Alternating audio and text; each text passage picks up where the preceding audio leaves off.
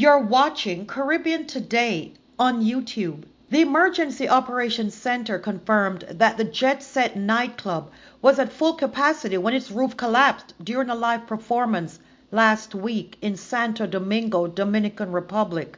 Over 4,000 emergency personnel were mobilized in the aftermath to search for survivors and recover bodies from the rubble.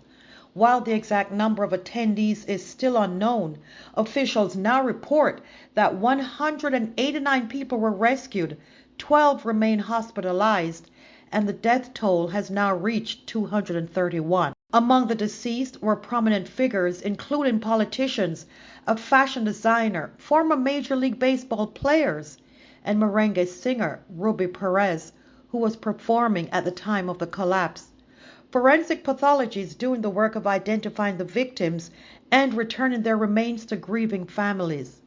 The cause of this deadly roof collapse that occurred after midnight is still unknown, and experts are investigating for structural failure.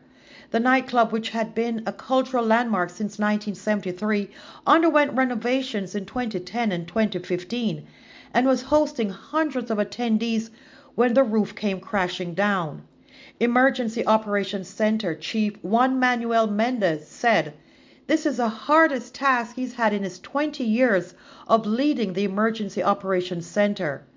New York City Mayor Eric Adams visited Santo Domingo to honor the victims and meet with the local authorities, highlighting the deep ties between the Dominican community and New York City, which hosts the largest Dominican community in the U.S. U.S. Secretary of State Marco Rubio spoke with Dominican Republic President Luis Abinader to express his deepest condolences and emphasize the vital assistance provided by Governor of Puerto Rico, Jennifer Gonzalez Colon, and the Puerto Rico Fire Department.